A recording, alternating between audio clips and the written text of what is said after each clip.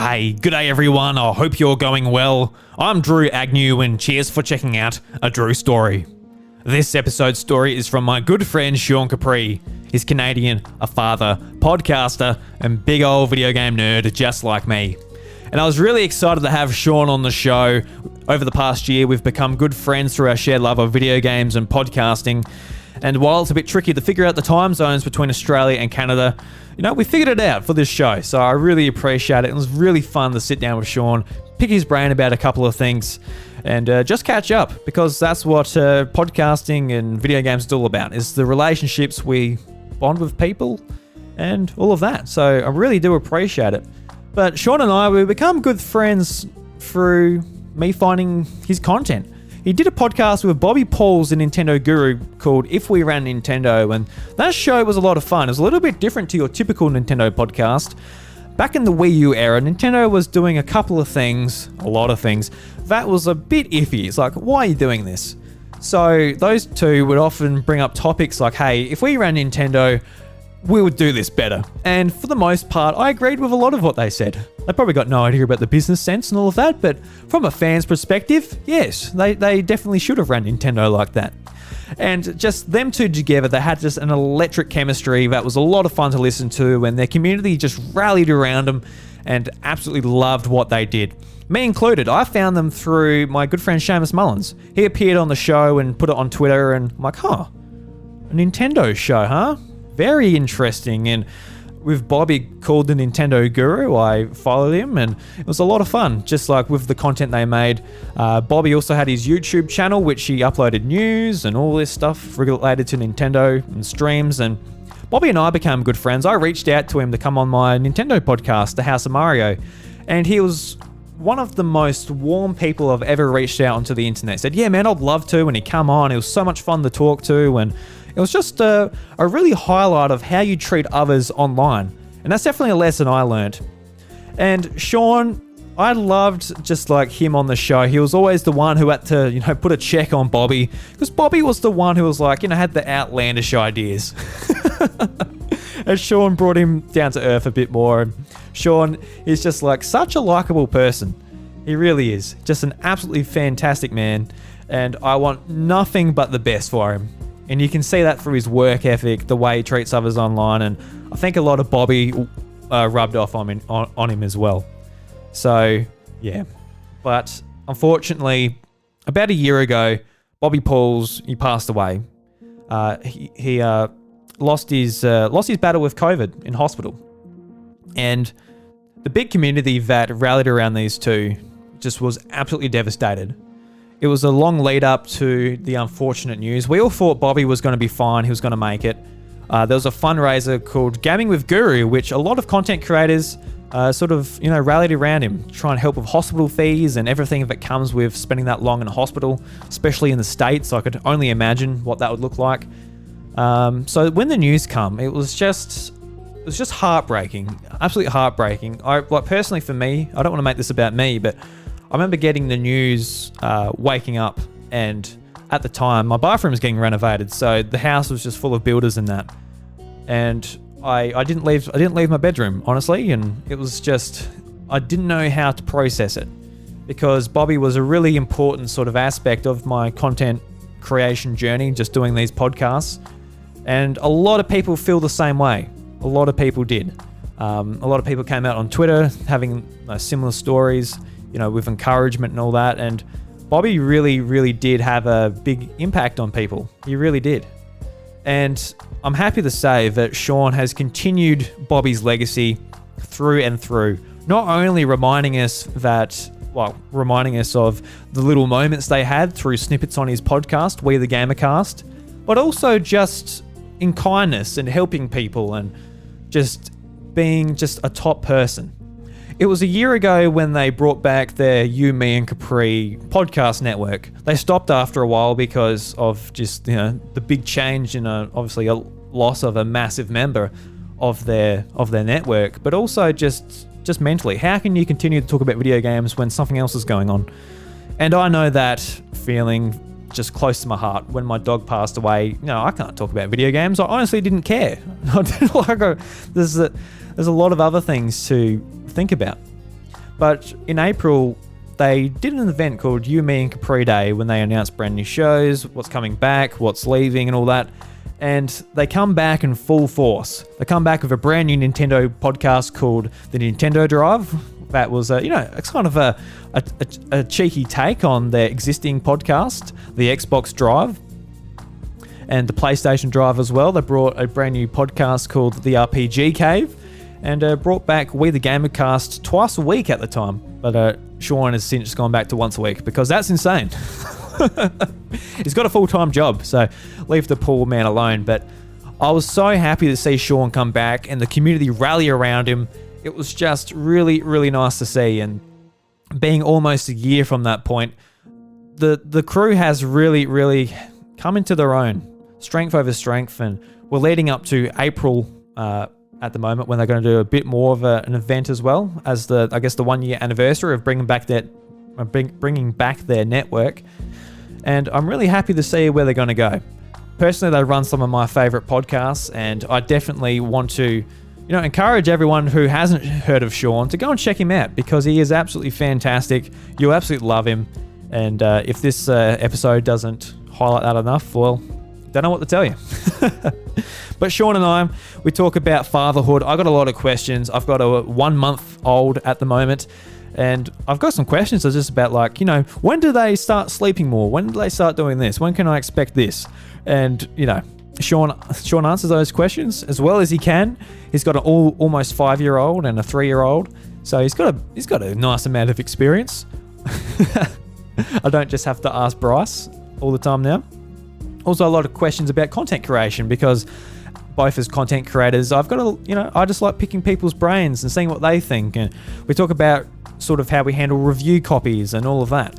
It's not so much of a problem for me. I don't get early access, but in the past, Sean has. And me taking in podcasts for Ashley to get video games early and how they make me feel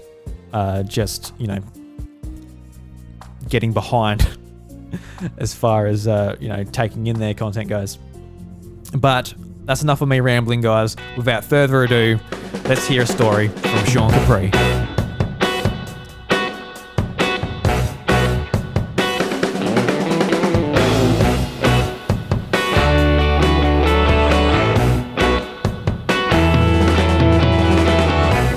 Anyway, Sean, welcome to A Drew Story. Thanks, man. Thank you very much for joining me on the podcast here. It's been a long time since I recorded one of these, and I've been looking forward to jumping back into it. And what a beautiful excuse to say, "Hey, Sean, let's have a bit of a chat." Because I'm sitting here, I'm listening to your podcast, I'm listening to the Nintendo Drive, the Xbox Drive, all of the drives, and look, I can yell as loud as I want, but you can't hear me from here in Australia. You're in your basement, so you got nice soundproofing. That's right. Well, I'm glad. This is why we start podcasts, is so that we have excuses to call up a friend from halfway around the world and go let's just sit down and chat and catch up. It was funny. I was talking to a friend. I was telling him, he's like, "Do you have any big plans this weekend?" I'm like, "Well, I'm going on a podcast tonight that I'm really looking forward to." And I think he's kind of coming to understand. This person's kind of coming to understand just who I am and what I'm doing with podcasting and everything. And I think as a lot of new people in podcasting, he's of the mindset of trying to get big and trying to get your name out there. He's like, "Oh yeah, it's probably good for you to go out and get your name out there, right?" And I'm like, at first I didn't even understand what he was saying. It took me a little while to understand what he was even getting at. And I'm like, "Oh no, I'm just talking to Drew. I'm excited to just catch up with a friend." And the podcast is kind of like a byproduct of it. It's just going to be recorded, but I would say for the most part, it's just nice that I've got standing dates with a bunch of friends, and then a bunch of other people have their own shows that I get to go be a part of, which means I get to catch up with them every once in a while. That's the best part. I don't know. Everything else is it doesn't even register for me, man. Yeah, because you play you do your Halo Saturdays, and you have sort of a time where everyone can get together and catch up, and that always happens it's actually not a bad time for me. It's this time, it's lunchtime during the day for me. So, but a lot of the time I'm out and about, or I'm doing something, or I've got a job to do. So I just put up the stream. But if I actually need to talk to you, I need just to steal you away just for myself. bring you on my podcast. And this, as it turns out, this is a really good time for me. And I've talked to a few people who have come to realize this, and we're calling it Sean Standard Time. Sean Standard Time, like, yeah, Thursday, Friday evenings in North America, 10 p.m. Eastern's like that. I'm good, man. Like my kids are in bed, and for the most part, even if they wake up, like Chelsea takes care of it. So I'm like, all right, well, apparently I can't do anything anyway. So I will play games down here or fire up a podcast or watch somebody stream. Like this is pretty open time for me now. So it's been good, man. Well, that's a good sort of point, because I might actually have some questions for you, Sean, because I've just had my own child, and I don't know, it seems pretty daunting at the moment. We don't get anything done. So it leads on a bit of a question what Jamie Penning had, is just how do you find the time for podcasting and gaming as well as your family? Because at the moment I'm not going to work, so there's just like a massive thing I don't have to do, and I still don't know where the time's going to come from. So do you have any advice for me? Because I feel like I might need it. Well, number one, enjoy every moment that you have right now in terms of with the size of your child. They're so small, their hands are so sweet, and they smell so great, and the clothes that they're in is so cute and tiny, and everything is awesome. Like that's number one, like before anything else.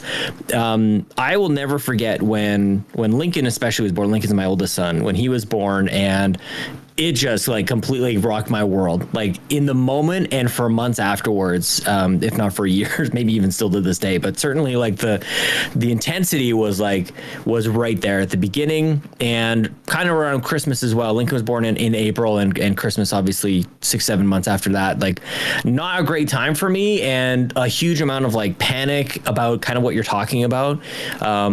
Like time wasn't really working out for me. I just never really felt like I was getting enough rest. I was grumpy. I was panicked about the future. Like all the things kind of just happened, and it was awful. Like it was really hard to, in the face of all that, do exactly what I just told you to do. Like enjoy that you got this wonderful little bundle of joy. And I felt like I was still able to do that, but the rest of life was pretty hard. And then I had a couple people say like, it gets worse. I'm like, no, dude, not what I need to hear right now. Like I'm kind of in crisis mode here. I don't really need to hear that at all. But at least for me, like nothing really ever was permanent. In the best way, and in the goodest way, in the good way, and in the worst ways possible. Like nothing is permanent in a good way, which means if something is terrible now, it will pass. And in the worst way, like if something's wonderful right now, it probably is going to go away as well. It's going to they're going to get bigger. They're going to get a mind of their own. He's going to start, they start running around and injuring themselves and all these things. So things change. And I would say pretty rapidly, except for the rapid part of it only comes after the fact. You don't realize how rapid it is happening until it's done. And then you look back and go, oh snap, like what the heck just happened? Because I thought every single day and every hour was crawling by because it was so difficult to get through. So yeah, like nothing, whatever the situation is today that you found yourself in is going to be different. Like in 2 weeks, they're going to be different sizes. They're going to be different needs. The diapers change. Eventually that goes away. So that's number one.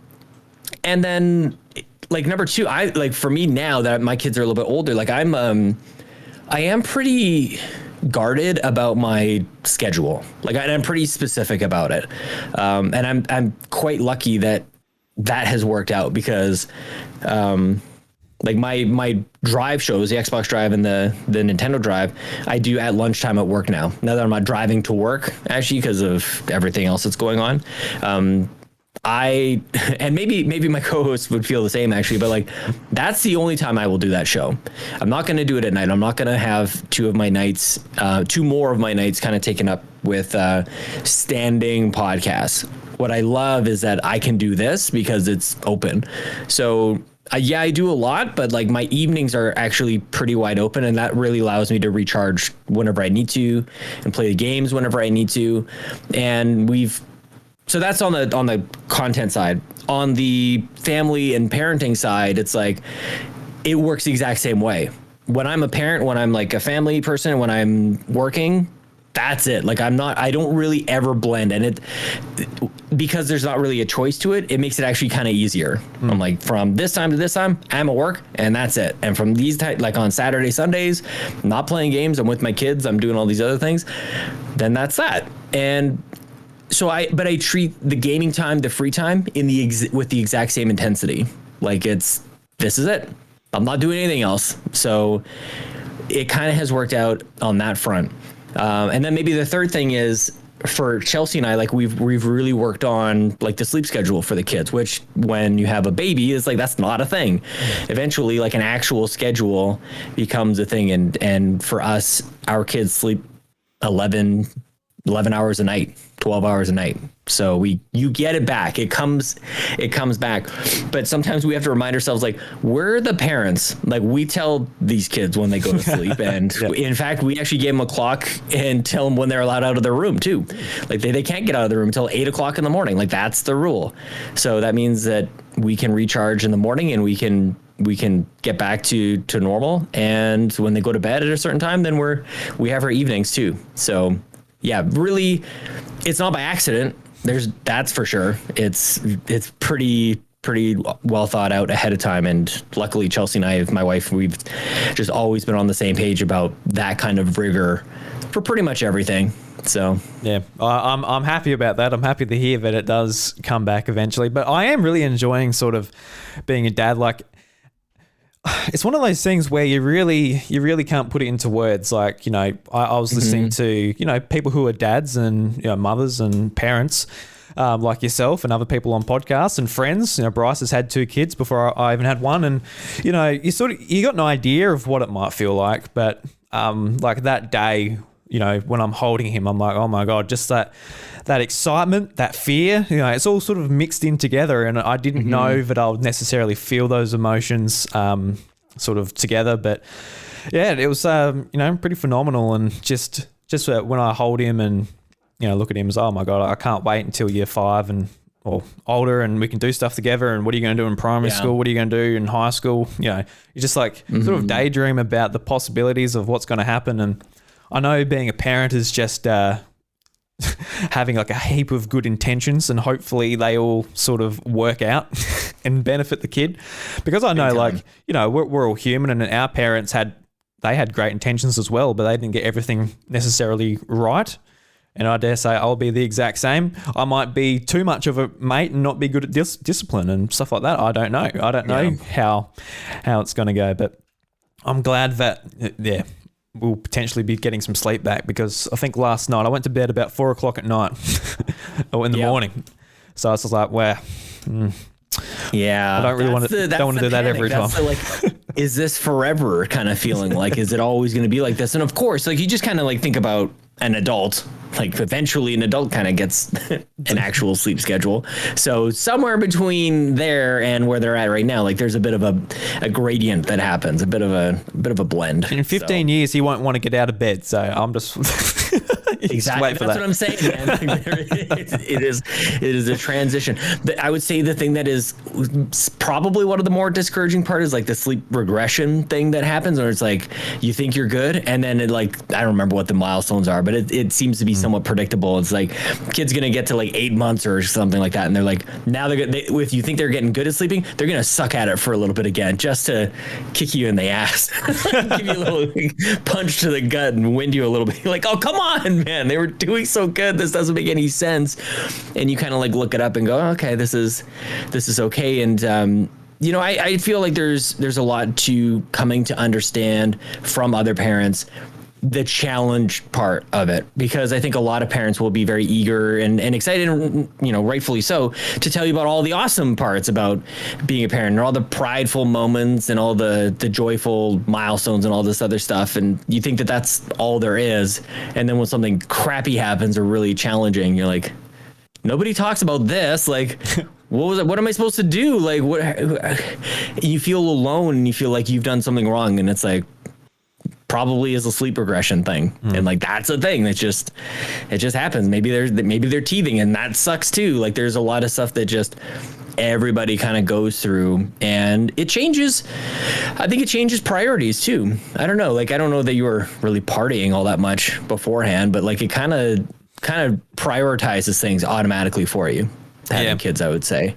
I feel like I was... Some things just don't register anymore. I feel like I was set up pretty well for it because, you know, I live in a country town. A lot of my friends and that moved to like the city and elsewhere. So like, you know, I wasn't left with a lot of friends. So like my sort of, I guess like, you know, partying sort of days were, you know, behind me a little bit. Same here. So it wasn't such a big deal. Like the idea of like, I know some people might be like, all right, you can't go out with your mates anymore. So like, that wasn't really a thing for me. Totally. I'm always really happy just to stay home and be like, hey, look, you know, there's always a video game coming out. There's always something to replay or catch up in your backlog. There's always something to watch on TV. There's always my beautiful wife who's here as well. Don't always have to escape. But yeah. So you posted the other day, you playing Rock Band with your kids, and it seems like they're getting to the age where they're starting to, you know, be able to have a bit of fun with them. So how's that been? They suck at Rock Band. They're not very good at it. Well, I should say they don't really understand like the timing of it and everything like that. And even my daughter's like, she's holding a guitar and like doing one or the other. She's either strumming or hitting the buttons, but it doesn't really matter. They are definitely of the age where we can start to have some fun together. And that is the best. And I remember thinking the exact same thing that you had mentioned. Like, I can't wait they're still not quite old enough, or at least they don't seem to have the attention span for like a movie night. I can't wait for movie night, like a Friday night kind of thing. Let's bust out some popcorn and just like sit down and watch a movie together. Like, oh my gosh, I can't wait for that. But you know what, one of the things, and I think you had maybe something to do with this, was I think it was just last summer maybe when I just decided we're doing Pokemon. We're getting into Pokemon, and the two kids and I were going to go outside and we're going to go find them with Pokemon Go. We're going to grab my phone and we're just going to go see what's out there. And that was when definitely things started to get super fun for us to like go do something that they understood we were playing a game. There was an objective to it. Like there was mechanics to the game. Like they would never use those words, but they understood that there was like a flow to this, which, that was just the best. Sometimes I would go out before with Lincoln, we'd just go out for walks and he would kind of make up games as we would go along. I've got this, and hopefully your memory is better than mine, because I feel like my brain is Swiss cheese at the best of times, but I've got just like this very vivid memory of going out for a walk with Lincoln. He was, I don't know, maybe 3 years old or something like that. And he was getting into Animal Crossing. Actually, we had given him a 2DS, and he was playing New Leaf on it, and it's funny, it was really interesting. I'm kind of all over the place here, but I think a lot of people think, what kind of like first video game would you give your kids? And because a lot of us grew up with like Mario and things like that, it seems like that's what we would give. But like we didn't even have a game like Animal Crossing. Like things like that didn't really exist. And what at least Chelsea and I kind of discovered was like that was the perfect first game for him, because there's really no point. Like there's really no like end goal. You can't die. You just like if all you do is walk around this cutesy little area, then you're good. And you just somewhat discover that you walk up against this tree and press A or B or whatever it is, and you shake the tree and something fun might fall out of it. And so that blew his mind. He was really liking Animal Crossing kind of on his own on his 2DS. So when we went on this walk and this memory kind of happened, he said, let's go play Animal Crossing. And he would run up to a tree, grab the trunk and just shake it. And he would do like awesome. Totally like childish over exaggeration motion. And I found myself jumping in with him. And it's like, that's the best. Like, let's do that. Like, yeah, man. Like, if you're having fun grabbing this tree and playing pretend, I haven't played pretend in decades, dude. Let's play pretend. That's awesome.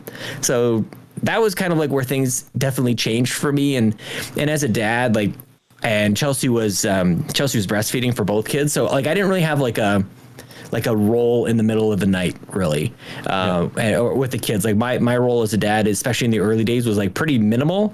My goal was to change as many diapers as humanly possible. Like that was, because that's all I could do. I couldn't feed the kids. We weren't really doing formula or anything.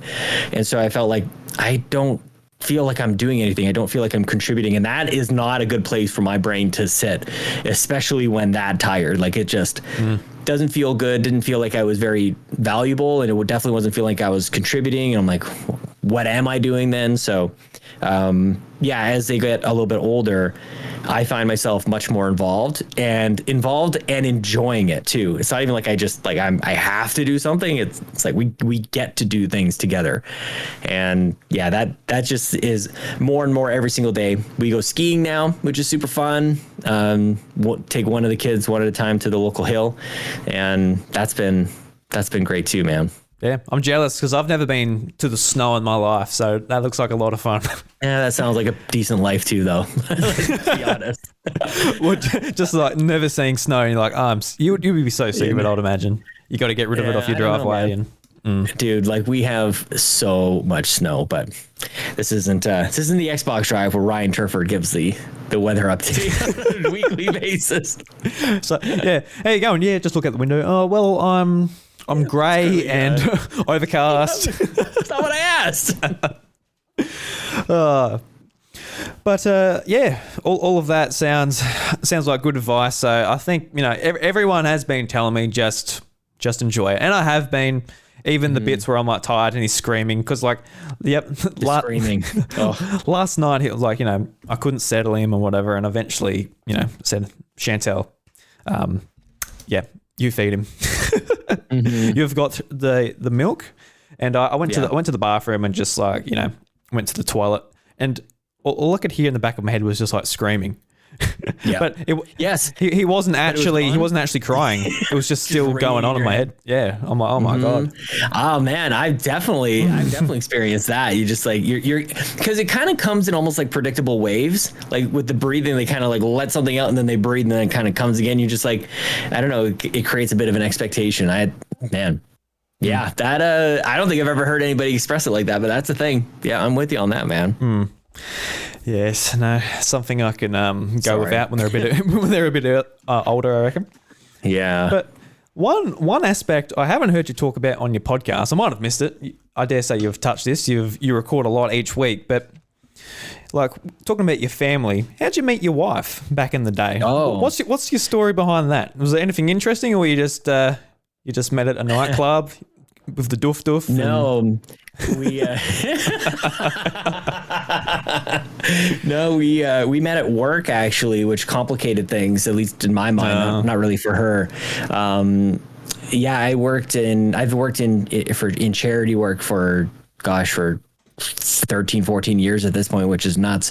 And, it's actually a really interesting sector to work in because there's just like beautiful people in it, man. I swear to God, like everybody who works in philanthropy is just like gorgeous. It's crazy on both sides of the aisle. And I remember I was about 3 years in, and the CEO that ran our organization was retiring. And I had a particular role that day with like some technology and stuff, because I was a guy and I knew how to like turn on a computer. So like I was the internet person, I was the technology person. We don't really have like an IT group ever, so you just like choose like the young man and put him in charge. So that was kind of like my role that day, was just to make sure everything worked on a tech perspective. Choose Sean, he's got an Xbox, he knows what's going on. Pretty much, yeah. Little did they know. But yeah, so it was at my the CEO's retirement party that in walks in Chelsea with her boss, and her boss introduces her and says, "Sean, this is Chelsea." And I'll never forget like the hair and the bow in her hair. It was just like, holy crap. I remember thinking like, we hire some of the best looking people at this place. This girl is gorgeous. Holy crap. The hair was just amazing. And this bow with like kind of like a flower thing, which was amazing. And, I remember meeting her, but also being very preoccupied with my responsibilities that day. So we'd met, and she said something really kind of witty, and I didn't have a comeback at all, like which I'd like to think is kind of rare for me. But I basically found myself with my tongue tied kind of thing. I'm like, I'm gonna just go fix this thing, because I was also a little like, holy, you gotta let some steam out of your collar when you're talking to her. You're like, oh god. So that's where we first met, and especially at that time, the place that I worked at, like we were all really good friends. We were all in our 20s, early 30s mainly, and like ready to party, man. We all like we worked hard and we played hard, and we were all very close. And yeah, after a certain amount of time, we just kept hanging out, and it got a little serious. But I was like, I don't know how I feel about this. Like, we work for the same place. I don't know if this is such a good idea. Like, I kind of like this place. Like, I think this is my career, so I don't really want to mess up with that. And yeah, she kind of talked me into it. And also my best friend, I was kind of talking to him about it. And I'm like, I don't know if this is such a good idea. And he's like, you should just go for it. Like, yeah, okay. I don't know why I'm overthinking this. So yeah, we started dating, and of course, you know, fast forward a number of years, we got married.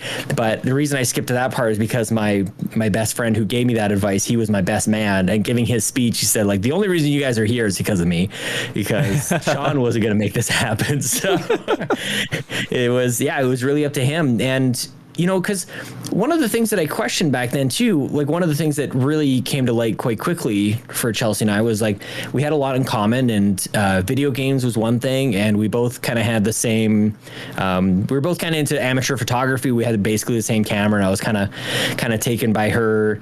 She actually understood technology in a way that like I had never really like experienced that with another like woman, I guess. Like, it was really strange. I'm like, you know what an HDMI cable is? Holy crap. Like, this is amazing. You have a PS3? What the heck? Yeah. One night I came over to her place to hang out, and this is another, like, just there's countless times that I would have gone over to her condo back in those days, and she tells me, bring over a couple movies and we'll just kind of like hang. I'm like, that sounds great. What are you in the mood for? And she's like, I don't know, you give me options. So I grabbed a couple of movies. I'm like, how do you feel about like Wolverine and Resident Evil? I think were the options. She's like, yes, Resident Evil. Let's do Resident Evil. I'm like, okay, good sign.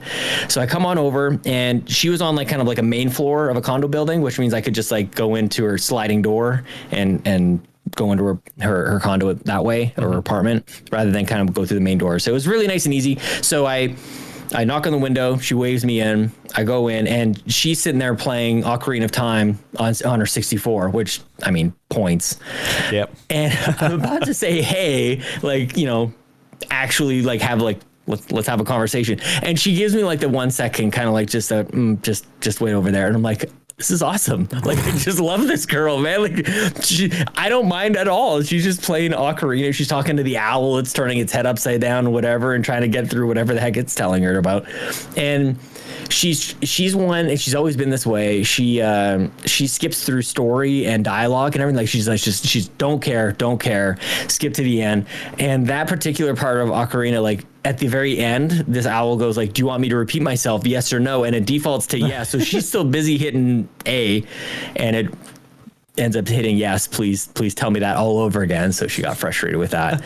And it was just like all these things, very, very cute little nuances that I appreciated, man. Like, she was there on her own, not trying to impress anybody. She's just like, she likes Zelda, so that's awesome. And yeah, she likes photography, and I kind of liked it too. So it was one of those things where I was like, is this the real deal? Like, I think this is it. This is kind of amazing. And then as we got closer to getting married, I'm like, is it really just the video? Like, is it video games, or am I getting married based on like this joy and love for video games? And maybe for a bit, I felt like maybe is that the right idea? And now we've been married for, it'll be 8 years in April. And it's like, that was the best thing, man, to have something like that core, that just like innocent and raw and like just identifiable, was one of the best things ever for us to connect on. And of course there's more to it. Like, this is how nerdy I really am. It's like, when we compared like how we budget money, it was the same. And it's like, oh snap, this can really work. Like, I feel like our approaches to so many different things, video games is the things that is kind of fun and exciting to talk about. But like the real things are like, we budget the same. We had a very similar kind of philosophy on family and family planning and like our relationships with family.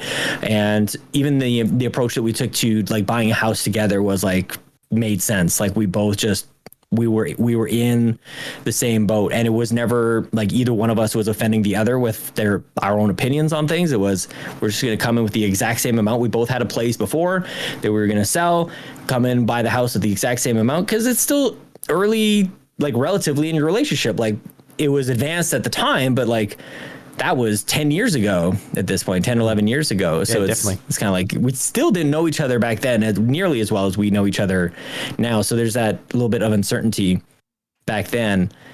And then you just live your life together. It's just kind of wild when you think about it. Like, because before that, you're all over the place, and then you really do settle down and really come to know that person, like all the way through, and what they're capable of. And that's the one thing I don't know if it's the same. I'm sure it is the same for you and your wife. Anybody who's had their wife or partner give birth, good God, they are just obviously on another level than the rest of us, man. Like, well, there's no way we could keep up because they are equipped for intensity, man. So I had just developed a huge appreciation from the early days all the way through to childbirths and everything that comes in between, man.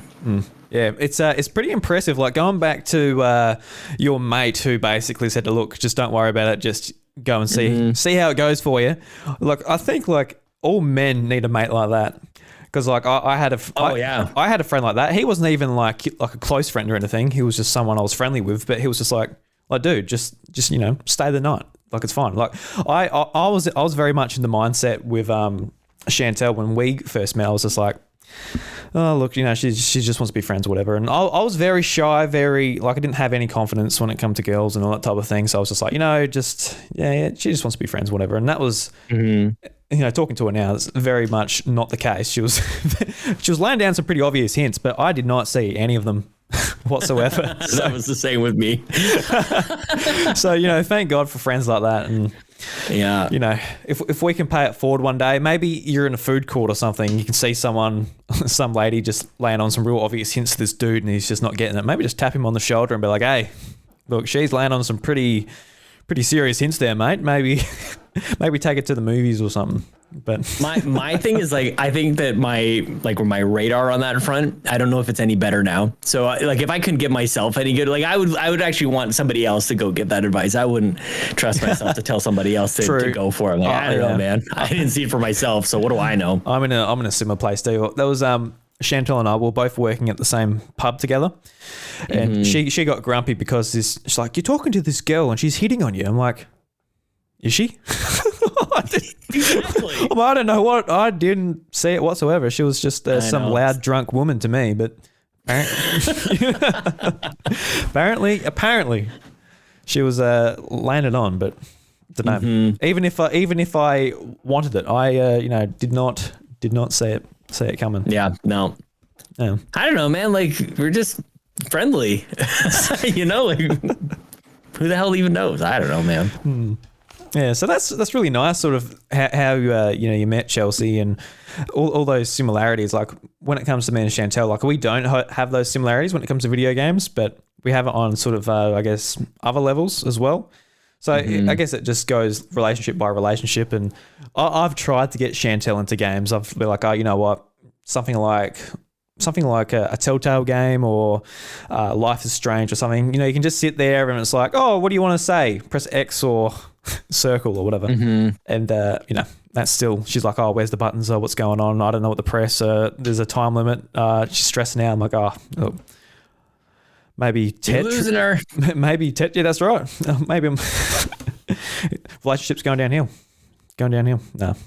It's tough, man. Well, Chelsea grew up with games. Like, some of her favorite memories are growing up with her aunt, actually, who was really into games. So a lot of people I've chatted with over the years kind of have like that one person who introduced it to them, and for her it was her aunt, who is quite a bit younger than her parents, actually. So it was kind of like more like an older sister kind of situation for her. So yeah, like I think if you're a kid, you're just playing games, whether it's a video game or whatever. It's just and I think maybe it's more of a stereotype than truth that boys do it more than girls. Cause I don't know, man. Like, I just think it's a matter of what you're exposed to. Both my kids are super into games. They both really like it. And I don't know that we've focused more on one than the other. We just kind of went, this is fun. If you want to play with us, like, you can play. If not, then we'll, they basically get to decide. Like, I can't strap them to the couch and go, we are playing Pokemon now because this is going to be amazing. Like, that's just not how it works. If it doesn't captured their attention, then Daddy loves Pokemon. Play with me. But I am just, it's this mirage that you get to decide what you're going to do when. Basically, it's bedtime. Like, that's kind of it. Like, I kind of established the entirety of what I decide happens, and everything else, it's like, all right, well, whatever you're not screaming about today. But yeah, like, for her, it was just kind of by happenstance that she liked video games, because that was kind of ingrained in her years and years beforehand. And it's funny too, because she kind of had, I think, the same experience that I had, but just on the opposite ends of things, where like she would date guys who weren't into games, and it's like, what the hell is wrong with these dudes? Like, what's the matter with you? And how does that happen? But it kind of happens all over the place. And obviously people get together and build lives together with varying similarities or common interests and things like that. And for me, I think it just worked out on the content creation side as well. Like, we're both very we have like a creative muscle that we want to stretch every once in a while, and my professional life doesn't really allow for it. And I'm not sure that I'm really like talented enough to like make a living like as an artist or musician or anything like that. That's definitely not happening.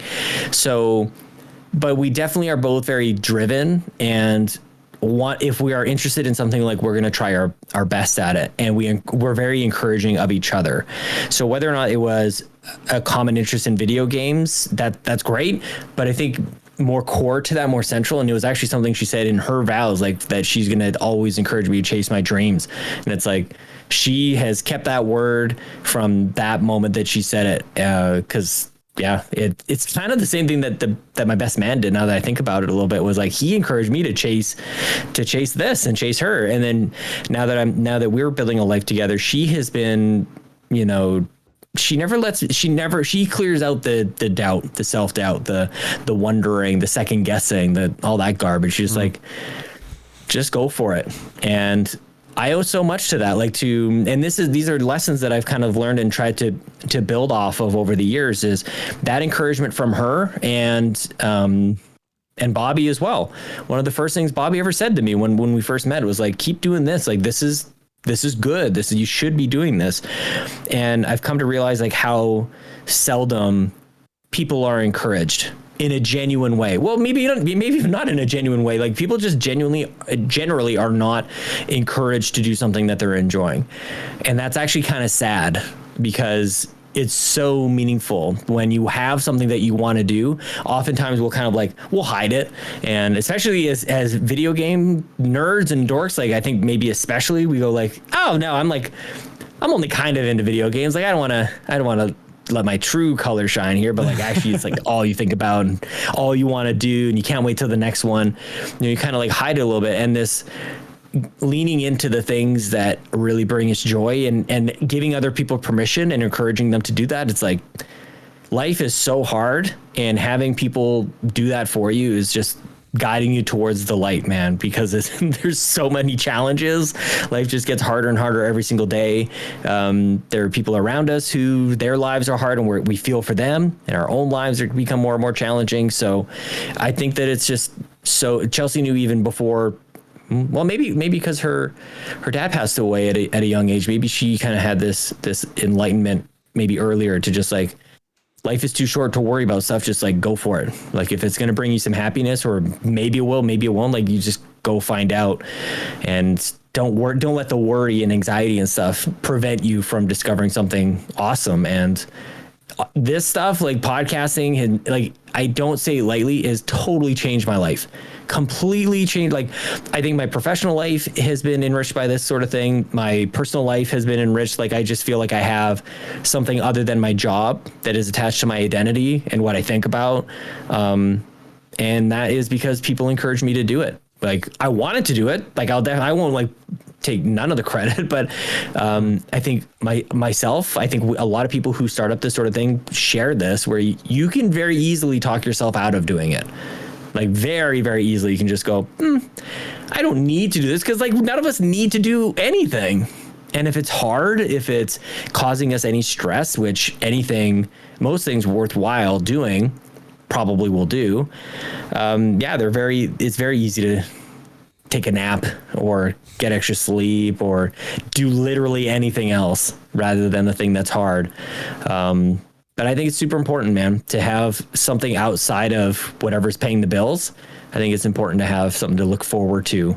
And for me, it's podcasting. For me, it's meeting up with friends and doing stuff like that. So yeah, that's great that you've got someone that can sort of help you get rid of that doubt, because I guess before I started doing podcasting myself, like if I was listening to, say, Podcast Beyond, and say Colin Moriarty was like, oh, it's been a long day and I'm tired and whatever. I'm like, dude, I'm literally, on the farm, like lifting or shearing or whatever. This is hard work. Come on, Colin, or whatever podcast I'm listening to when I was younger. But starting it myself, it's like, it's not necessarily the podcast. It's it's the prep, it's the editing afterwards, it's the trying to have yourself turned on and be motivated when you're actually doing it. Like there's a lot to it, and sort of it is a lot more creative. It is a lot more sort of involved than you might think just as a listener. Just when you like go to your podcast player and press play, and that's something that sort of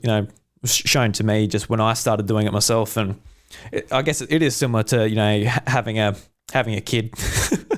Just like when you're in it, it's like, oh well, it is different because I'm doing it and this is sort of how I'm feeling. And I think a lot of us online people don't necessarily listen to each other and don't take in each other's experiences and just go, well, no, you're wrong because of this. But exactly. It's like, did you actually experience it like this other person has? And I think there's sort of some of those things have been like big eye openers to me. Just like, you can assume what it's like to be in someone else's shoes, like whether it's something like the job they're in or the type of nationality they are or whatever have you. There's a lot we can sort of learn from that. But I'm glad that you've got the sort of the creative outlet, because it's something that's definitely helped me as well. Like, you said that, you're not like an awesome drawer, you et cetera, et cetera. I'm the exact same. Yeah. I'd love to be able to play music. I can't draw. Yeah. I can't, but I can afford a microphone. And I do have a room that I could talk to the microphone in. So I guess that's my thing. And I really enjoy it, especially since I was never like a big talker at school. When people heard that I do a podcast, people in like my soccer team were like, "You do a podcast? Like you barely talk." It's like, well, I just sort of sit back and listen, I think, and that's what I like to do. I like to, like we're doing now, I listen to what you're saying and sort of put my 2 cents in and see where we can go. And you don't necessarily have to just talk and talk, even though it just depends what type of show you do, I guess. But how do you sort of differentiate like between your different shows, whether it is like talking one-on-one or having a guest like you do on We're the Gamercast, which is very much where I'm channeling the energy for this with. Just, I love how that show is just so like, hey man, let's just talk. And when I was thinking about this show, I've only done like a few episodes, but definitely after sitting down when I guested on We're the Gamercast, I'm like, I quite like that. As a guest experience, I really enjoyed sitting down and just like, you pop up on Discord and it's like, hey man, oh, hello. Yeah.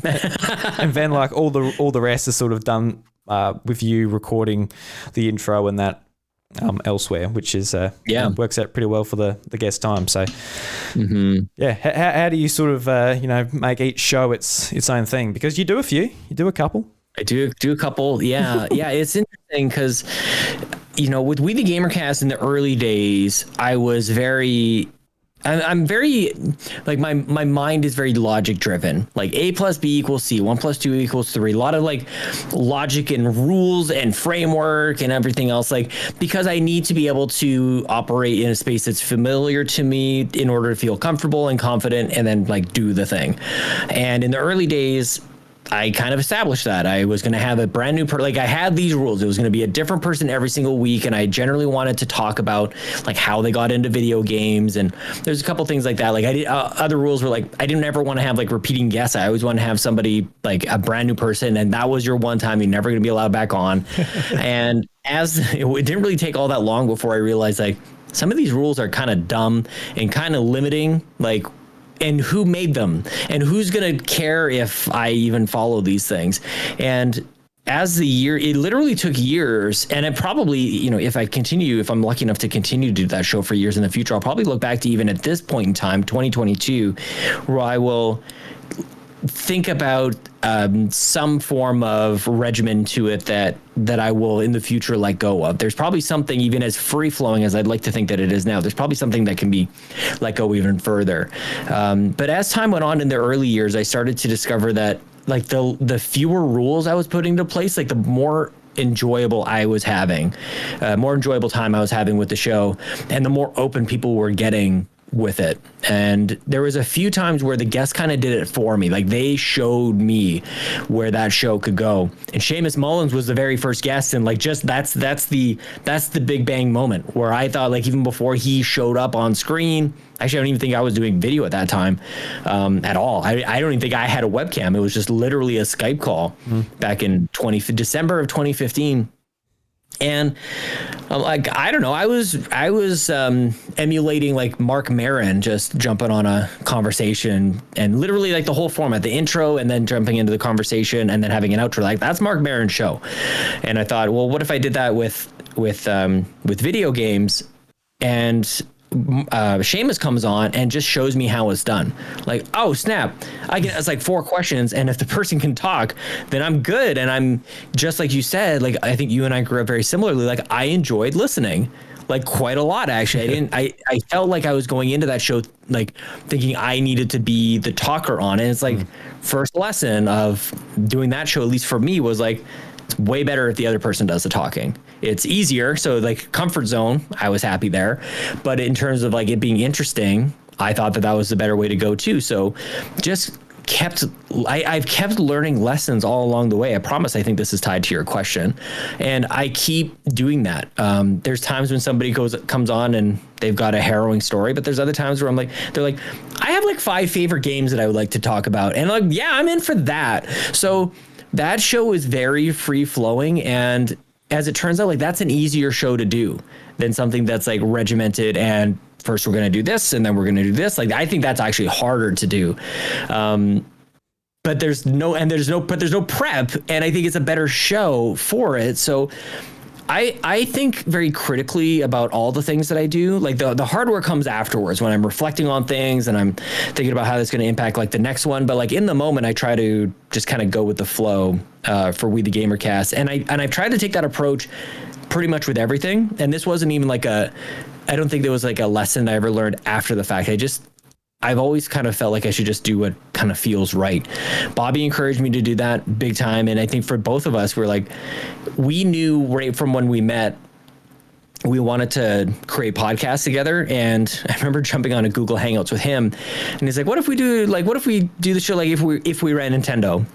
And I remember thinking, like, that's a terrible name. That isn't like, what do you have, like a sentence? Like your podcast name is a full on sentence, like a subject and a verb and all this stuff. Like, what the hell is this? But okay, sure. Like whatever you say, Bobby, like I just want to do a podcast with you. And that was another, like, I was actually kind of against the name. I wasn't really confident in that show, like at all, but something was telling me like, you should do this. Like it wasn't a best friend. It wasn't even like Chelsea. It was like something I remember saying to her, this guy from New Jersey wants to do this thing with me. And I think this is going to be a big deal. Like, I think this is going to be, and I think in my mind back then, I think I was talking about this earlier. Like I was thinking more on the traditional terms, a big deal. But what I found was that it was a big deal just in life and friendship. And as it turned out, it cultivated quite an incredible community as well. But that's like 4th or 5th or 6th on the list of things that kind of came out of partnering with Bobby on that show. So how am I differentiating everything? Like I am very, my sensitivity and my radar to detecting what is happening on each show is like ultra high. I really, really try to look at what's happening on each one. On We the Gamercast, it's like there's certain things that are happening there that it's like, well, maybe it's the community, just the notion that it's community and people seem to be enjoying, and I'm enjoying it as well. Having members of the community like kind of out themselves a little bit. Like, this is who they are. Like, before they show up on We the Gamercast, they're just an avatar or a weird name on Discord or something. And then all of a sudden it's like a real person who's lived a life and went to school and has preferences and opinions and ways of structuring sentences that is interesting, and that I've really liked. And when I talk about like my sensitivity and threshold to like acknowledging these kind of things, it's when the two things kind of combine, where I'm enjoying something and the audience seems to be picking up on something as well. I'm like, there's something there. Bobby was excellent at that as well. And I really try to kind of hone that craft in and trust that process. So with the Nintendo Drive, Nintendo Drive is kind of like almost an extreme example of this, because Kato and I, from the very beginning, we were building that show on the heels, I guess, in a way of a lot of stuff that Bobby and I had done, but it's also was adopting kind of like a namesake from the Xbox Drive. So the Xbox Drive definitely has a format to it. People have an expectation of that show, blah, blah, blah. And what I said to Kato, and she agreed right from the start, was like, we're not the Nintendo version of the Xbox Drive. Like, that's, even though the names might suggest that that's what it is, like, we're like, whatever the show becomes, like, I have no pre-notioned like ideas about what this show should be. So we'll just find out.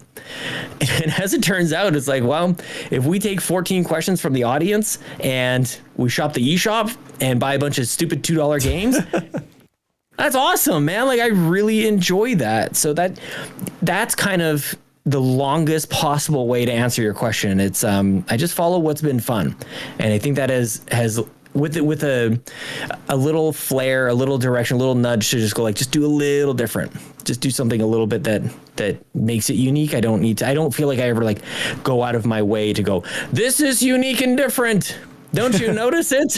Like, I hope that we don't do that. It's not quite so overt, but yeah, we just kind of follow and feel what feels good.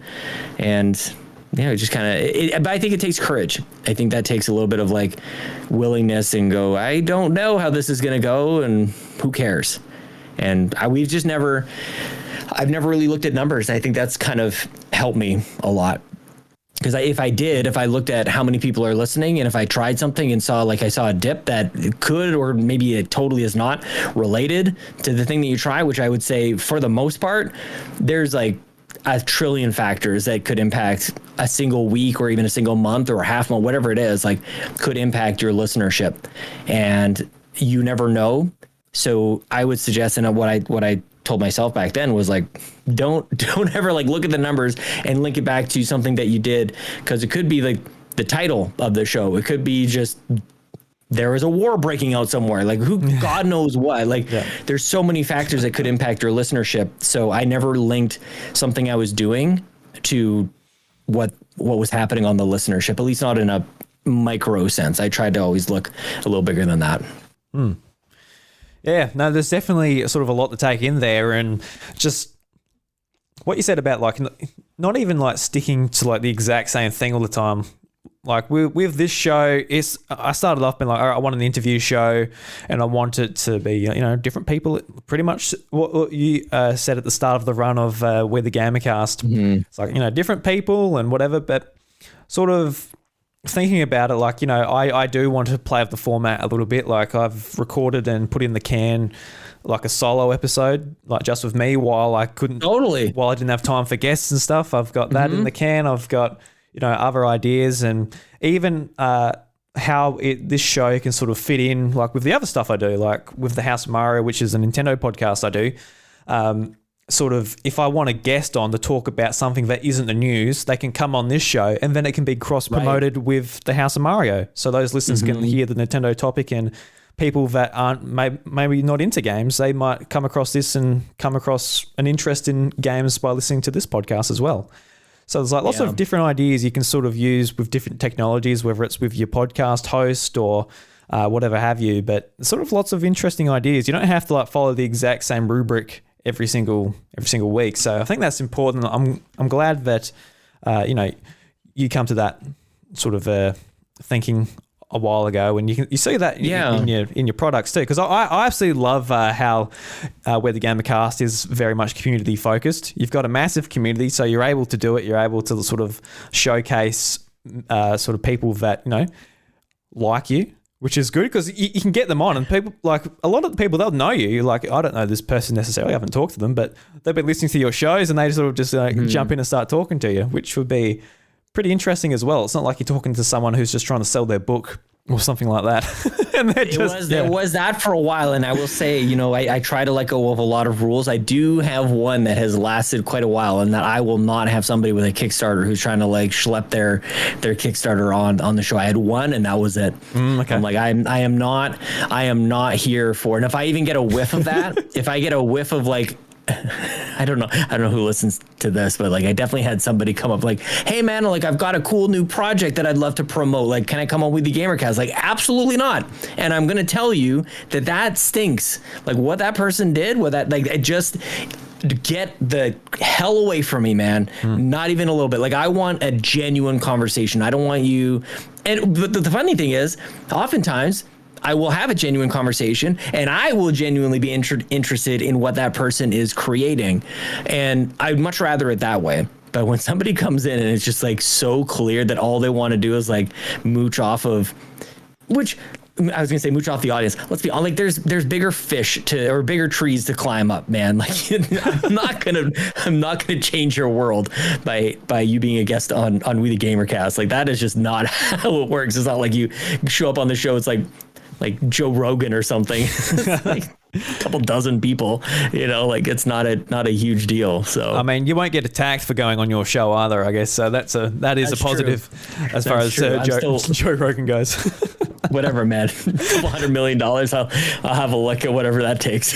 Yeah, it's like when you said earlier, like, oh yeah, no, like your friend, oh yeah, no, it's good, you know, broaden your horizons, go on some different shows. It's like, I don't know how much I can broaden your horizons, Sean, but well, I don't know, like, and that's just like no matter who it is, it's like it just doesn't work out like that, you know, and if that's what you're looking for, then like I said, I smell it. Like I never want to come across that way to anybody else. I'm like, yeah, I'm really going to come out as a winner by showing up on this other person shit. Like, if that is the case, then cool. If there's other people, it's a couple people who come check out the stuff, then great. But I don't know, that doesn't last very long, I don't think. And I think that there's some people who have been on that trail for a long time, and it runs out. People get it. People understand, because it's just like this. It's very transactional and it's not very rewarding. And there's a difference. There's a group of people who do that, and there's a group of people who don't.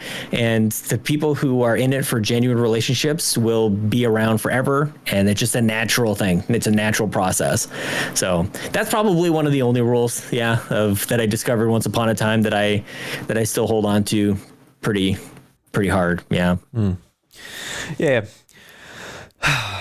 It's a lot to take in, but I definitely agree with it. But I kind of take like a what if. I've always kind of done this. Sorry to interrupt. Like I feel like I've always taken I do this in my professional life too. I kind of take like a what if approach. Like, what if we did this? Wouldn't that be cool? Like, imagine if this happened. And I really enjoyed like living in that space and just going like, I don't know what's going to happen and maybe this is just developing it over the years. But like back in the day, my best friend, the guy who said like, go after, pursue Chelsea and all these things. Like, we've done such crazy things in the past. Like we have all these creative ideas, and going back to when we were kids, we would just like record commercials with our VCRs and put together like collages. Like you would think about like splicing together things from like YouTube and stuff. We would do that with VCR tapes and just like put together totally made up and stupid stories or sentences it's almost like clipping out like words out of a magazine and gluing them together. Like we would do that with video. We're just like, what if we did this? And we would just make each other laugh. And we'd always done that. I remember coming downstairs when I can't remember how old I was turning, but I had a birthday coming up, and I said, what if we hosted like a reality TV show? We had like cameras around and people could vote each other off the island. And we did that for my birthday. Like, what if we did that? And it was awesome. We called it the Team Awesome Reality TV Show, aka Sean's Birthday Bash 2006. We videotaped it. We got a bunch of camcorders. We had a bunch of competitions. Everybody was in teams and they voted each other off. It was awesome. And it was exactly that notion that I do even now with podcasting is like, what if we did this? And that's why him and I have been friends for so long. I love being around people like that who can withstand my stupidity on that front. I'm just like, what if we did this? Like, some people are like, what the hell are you on about? Like, what? Like, that doesn't make any sense. There's a couple people like Chelsea, like Bobby, like my friend Matt, like a few others who go like, yeah, what would happen if we did that? That sounds cool. Like, I don't know, but let's try it. And I love that. I'm not an artist. I'm not a musician, but like, that's my side of the creativity, like side, instead of like math and logic, like my whatever brain that is, left or right brain, like it's imaginative, I would say, and like let's see what happens. So that's where I like to explore a little bit. Yeah, I think that's really important too, because when I was thinking about how I want to be a father, I think one of the main things I was thinking about is just making sure that, you know, Lucas, he becomes curious when he tries things, he experiments with things. And because I think, like, you know, a lot of people that like, oh, look, that person at school was real smart. They might not be that smart, but they're just curious. Yep. You know, they read books about stuff they're interested in. They try different things. They've got a couple of hobbies. So they're not necessarily born like super smart. It's just that they try different things, and that comes in sort of the creative aspects as well, where what you're talking about, and just like, you know, try and just, you know, silly things with video and silly things, just you know, whether it's on your podcast as well. Like, I think it's all sort of, you know, linked together, and it's important. Or worse is the opposite side, where somebody might be, or a kid might be labeled as not smart, and it's because they haven't been exposed to any of those things. Like their experiences have been so limited that that sort of like judgment has been cast based on too few experiences. Like they haven't found their thing, right? And I think that that's something that maybe you and I can connect on as well. Like when like suddenly we can talk, like what the heck? And it's like, it's not like that we're incapable of it before. It's just we hadn't fallen in, like, onto our railroad track yet. We hadn't found the path yet that allowed us to really like practice that muscle and feel comfortable with it and all those things. Like, it's just, we weren't doing podcasts before. Like we were just doing whatever we were doing before. It's just, what are you exposed to? And then what do you kind of practice? Like, I read a lot, like a ton of books. I was just like always reading. So I got really, that it kind of explains a lot. When you read a lot, you practice that muscle, you get fast at reading, your comprehension is good, you enjoy it. It's kind of like everything, it prioritizes, which means that you're probably not talking, you're probably not going out and meeting other people and networking and all these things. So everything has a choice, you know, like anytime, especially this is, I think, hyper realized becoming a parent, when you're like, there's 24 hours in a day, and every choice you make, you're doing this and not that. And for me now, like, this is, as excited as I am to make all the content, I am hyper aware of every hour I sit or stand at my desk and I create content or play games so that I can create content is an hour that I'm not active. So like, I have to be very careful about those types of choices, I would say, like where I'm doing this and not that. And I'm a very, I see a lot of really interesting things in life. Like I scroll through like Netflix and go like, how does anybody make all of this content? I go to a library and go like, look at all the books here. Like I couldn't read all these books if I spent my entire life here. And then I walk across the street and go to like, I don't know, as if there's a music store over there. Like I couldn't listen to all this music, you know, if I spent, like, there's so much awesome stuff to just go enjoy. And when I focus on that definitely like lifts me up out of dark times, big time, where I go, there's so much like to this. I can't waste a minute. I want to go experience. I want to go talk to Drew and do this podcast. And I want to go like play this awesome game. There's like 5 games that's coming out. And I want to go mouthful mode with Kirby in a second here. And I want to go try all these amazing like beverages and whatever. Like there's just so much around that it's like overstimulating in a way. And I'm really trying to work lately on like balancing how overwhelming that is with gratitude of how lucky are we that like we are spoiled for choice. There's way too many games alone on one console is too much, let alone 2 or all. And you throw PC in there or you throw your phone, and like, good God, man, we are so lucky. The world is shit. There's a pandemic and God knows what's happening in Europe right now. But like I say it so truthfully, like I still feel very grateful that we live at this time, because there's lots of awesomeness, man. So yeah, there's a lot to be happy about. And it's really easy to be like overwhelmed by everything that's going on, especially now and over the past couple of years. And I know like we might feel like we should feel that way because that's reality. It's not a video game. It's not a movie. It's not a book. It's not a made up story. We feel like we might. So, well, do I have to feel real shit because of this going on? It's like, we need to be aware of it, but we can't let it consume us. We can't let it consume us. Otherwise, it's just going to go downhill. I don't think total escape is the answer either. And like ignoring it, that's definitely not what I'm saying at all. But yeah, there has to be balance in everything. When life is challenging, there's still going to be positivity in it. When the world is terrible, there's still good things about it. Like no matter what, you might lean one way or another, but it's never, the needle is never all the way terrible. Like it just really isn't, and just noticing like even the smallest things. The sun was shining today. The sun came up again. That wasn't a guarantee, so I feel like I interrupted you. No, you're right. I just like, I feel, especially us who aren't there, I feel like we need to keep a good mental state so we can help them. Whether it is thinking of the ideas for fundraising or ideas, to whatever way you feel like you can help, we need to be in a good mental state to be able to make a positive change. Whereas if we're just sitting on Twitter being, oh, fuck, that's bad. And we just become depressed. That's not going to help those people either. So easier said than done for sure, but it's a practice. It's a discipline. That's definitely something that I think about quite a bit for sure. I got a question on Twitter from Jordan, and he basically asked, I think he asked both of us, but I'll put the question to you. Where do you want your content creation to go in 2022? Because like over the past year, I've been so happy to see the growth of all your podcasts. Like you've started some, you've revamped others, especially since the passing of Bobby Pauls. That was just like a massive change to you, me and Capri, and it was just an awful thing for all his friends and community to go through. But when you announced that your Patreon was coming back and you're doing your You, Me and Capri Day, you're doing the fundraising, I was just so happy to see you get back into it and Ryan join the fold in a more permanent way. And since then, it's just been firing on all cylinders. I've been a patron for a couple of years now, I think.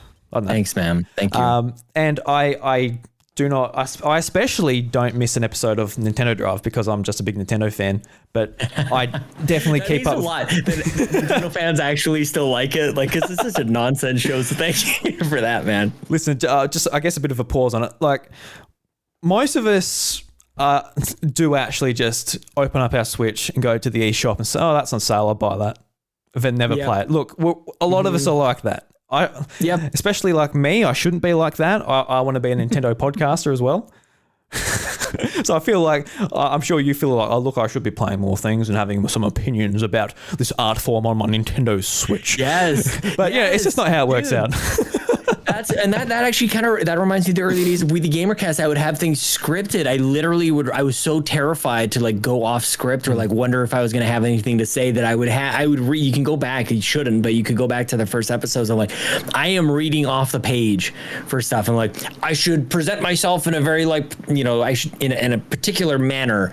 And even the notion of how we talk about games, I think is up for conversation as well. Like as a podcaster, what role are you going to play? Like there's definitely a journalist type of angle where you can go, I play this game ahead of time thanks to like this review code, and here's my opinion of the game, which is valuable. I think there's a lot of people who get a lot out of that, and I've been fortunate enough to be in that situation as well. But the other side of it that I think is easily forgotten because we all get so focused on like trying to get that as the end goal is like, nobody plays games like that. Like people who are listening to the show are not generally podcasters or they're not journalists or anything. They play games like the world plays games, which is a couple hours at a time and probably for a couple weeks at a time. Like they don't go from one game to the next. And like there's a lot of reflection that I've done on that front too of how does that enter into my content creation? Like, am I supposed to have finished a new game every single week? Like that hasn't happened forever, but I've definitely eased up on myself for that, because I felt bad that I'm like, I'm still talking about this game. It's like, so that's how people play games. Like, Definitely is. That's just it. Yeah, because I actually, I feel pretty passionate about this actually, because I've got some friends here in Australia who are, going very well. They have a lot of relationships with different publishers here, and they get their games early. But for me, this is how I sort of felt like, I'm excited for, say, let's just say Horizon Forbidden West recently come out. I'm excited for it. Mm-hmm. And then like 2 days before, like I'm not even thinking about it necessarily just yet. And Kind of Funny drops a review saying, oh, look, look, 5 of us, we've finished it, we've played it. And then when I get it, I'm like, shit, it's anxiety straight away. I'm like, oh, I'm behind. Yeah. Yes. And that is not how a big games or any game should be sort of played. Like, it's not just a checklist. It should be an experience that you play through and that, like, you talk about with your mates for the next month. Like, it isn't meant to be rushed through. And I know this might be sort of controversial to some people, but if you're not into the game space, it won't matter. But like, I know you listen to Colin Moriarty as well on Last Stand Media. You always have to have like a disclaimer. You do. The exact same thing. I noticed you do that as well on the podcast. Mm-hmm. Like, oh, look, shoot me, but I'll listen to his shows. Exactly. He got cut off from the media, and he talks about the game when it comes out. And honestly, I really appreciate Something that. To that. There's a lot to it. So it takes the sort of the idea of like, oh, look, I've got to get the House to Mario up to a point where I can get codes a month early, and then I can sort of beat the game before everyone. And so no, I'm just a small time podcaster, and people tune in because it's hopefully a fun show, and you get sort of listen to a mate just going through the game probably the same pace as you, unless it's Pokemon. I'll beat that pretty quick. But no kidding, what the heck? Still playing 2 Pokemon games at the same time. But yeah, this is what is the goal? Like, are you striving towards that as your end goal? And if so, like, I don't know, like once you kind of get there, you go like, maybe I was aiming for the wrong thing. And I kind of had a conversation which is contradictory to this. I had a person who I really look up to, somebody in Canadian media, who I was like, oh, I cannot believe I got this guy on the show. Like, it's so incredible. And he gave me that advice, like, don't do it for these types of things. I'm like, what are you talking about, Victor Lucas, my hero? Like, this is what this is. Like, this is incredible. But the more I thought about it, like, he was absolutely right. Like, there's so much more reward. There's not enough reward even in the best case scenario. And I actually remember thinking this, like, back in the podcast Beyond days, where I was like, Craig Miller, Colin Moriarty back in those days, like probably like number one, like the absolute top of the game. And how much do they make? So it's like someone like in Canada, people think about like making it to the NHL in hockey, or if you're becoming a professional soccer player, like it's just like the 1% of the 1%, like the odds are just totally against you. And it's kind of the same in like the gaming journalism space. I would say that like it's 1% of 1% of like billions of people from around the planet who would love and kill to do that sort of job. And if you make it to like that pinnacle, how well off are those guys? Like, is that good? And what I really thought about that, I'm like, well, you're making X number of dollars a year, living in the most expensive city on the damn planet. Like, that wasn't really what I want. I think that there's versions of that on every single rung of the ladder. You get the games early, you get the money, you get the sponsorship ideas. Like, sure, but it comes with all these other kind of things about it that change the overall experience. And are they as rewarding as you would have thought? But I feel like I've taken us completely off of whatever question we got about. No, that's good, man. I think it was Jordan who was asking a question. Well, I guess before we get back in that way, I'll sort of pivot us a little bit back that way. Mm-hmm. But as far as your content goes, you do have a good relationship with a lot of publishers in Canada, and you have gotten some early games. So how do you handle how you cover those games when you do get an early code? Because in the past you have covered games, like you have got the game the day it came out, and you have gotten early, and you have provided sort of review discussions on the day that it's come out. So sort of going forward, how do you think you'll tackle that? I think first of all, like Ryan Turford and I have had a lot of very real conversations about like what we want to do and how we tackle this. And really, and I'm not wishing for this at all, but for us, we want to remain true to the content, remain true to the audience and how we play games, which means that sometimes Ryan's not going to be able to finish a damn Ubisoft game in 3 days so that he makes embargo. And that's just the way it is. And I think to me, that just makes sense. Like it's you see, I feel like it's getting worse, honestly. Like, and I was trying to talk about me. I'm going to talk about like the industry just for a quick second here. And that, like, I look at a lot of reviews and go like, how is that a review? You're not done the game. You're not complete. Like and I'm not suggesting every single game needs to be 100% complete. That's absolutely not what I'm saying. But sometimes I see like the game is not in a release form yet. I think Elden Ring is a good example of this, where like, and there's a lot of games that happen where games aren't done when they're being reviewed. And so there's a day one patch that isn't available to reviewers. So they're actually not playing what the players will play. And I don't think that that's very authentic to put forward I think the day one patch is going to take care of this, but here's my experience and it's a 10 out of 10. Yep. Like, I don't think that's right. So I have sort of outlined quite a few principles collectively with Ryan about like just how I feel about the review process and the embargo and the PR kind of game. And I think we're pretty clear on that. So that's number one is of handling this, is being super clear with my partners on that. And then being just as clear with the PR partners on that sort of thing, where I say, like, I tell them what I tell Ryan, like, this is what you can expect from us. And if there are kind of pre-day one issues, or if there's absolutely no chance of us releasing the content when the embargo hits, and that's just it. And again, I think you and I we both listened to Colin. I think he's got a really good point on this. I actually don't know if he's spoken to this. Maybe I'm blending things, but an embargo, people have, I think, maybe purposely misunderstood. I'm not sure exactly what has happened. But embargo basically just means that you can't talk about a game prior to a date. Mm-hmm. And what it has turned into is a launch date for content, or a launch time and date for content. And it's not the same. That is not the same thing. It's it's like it's like a speed limit on the street. You will not drive faster than 100 kilometers an hour on the highway, whatever it is. That's not to say that you have to drive 100 kilometers on the highway. You can drive slower. You can drive, I mean, to a certain degree, but you can drive 95. You can drive 94. Like, it's not a statement of thou shalt. It's just thou shalt not before. You know, but people in the rat race to clicks, everybody knows that the reason why they do that is, like, if you're late, then you're late and it's not going to be worthwhile. So if you're a week late, then you're not going to get the clicks. But our game, and just like Colin, I would say, is like, that's not been our game forever. Like, I don't make any money on YouTube. I don't make any money on podcasts. That's not at all what it is. So why strive for that as the goal? If you know, the embargo and putting your review out when the embargo lifts is the best case scenario for clicks, but that bears nothing on the future of your success, then don't play that game at all. So I'm pretty clear about that with PR as well. And then I always provide the content when it is available.